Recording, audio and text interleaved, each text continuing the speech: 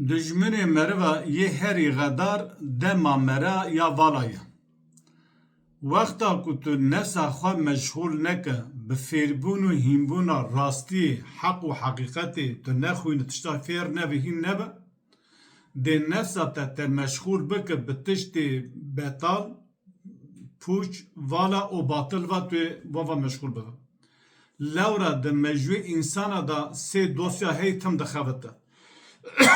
Yek dosya derbas bûye, zamanê derbas bûye, yek zamanê wê were ji mustaqbel û yek jî dema îro dosya îro roja îro tu ser bifikire. Mejû te bi sê tişta meşhûl dike.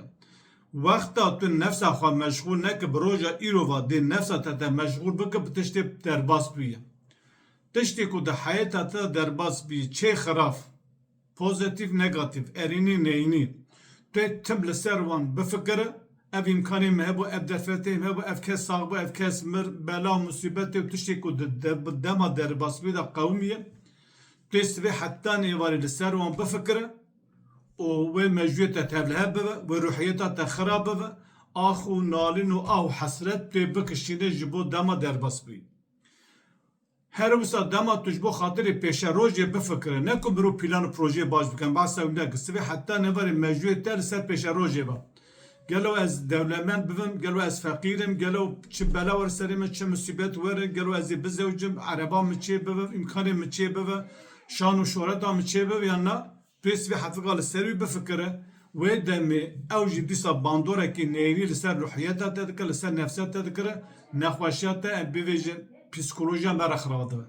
Ji ber wê divê tu nefsa xwe meşhûl bike bi roja îro ve tu rastiyê hîn bibe bixwîne, gava tu xwe îro meşhûl bike imkanê te namîne ku tu derbasê tiştê derbasbê meşhûl bibe, yan bi tiştê ku ji nav şivan derbas bibe, yan jî tu li gora heva û hewesiyan dilê xwe li pê tiştê şehwet û tolazî û pûştî û zinekariyê bigere. Evan tiştê hanêna tev nefsa te em bivê bandorek nênîl te dike. Her wisa divê mezinê me gotiye dünya sê roj e.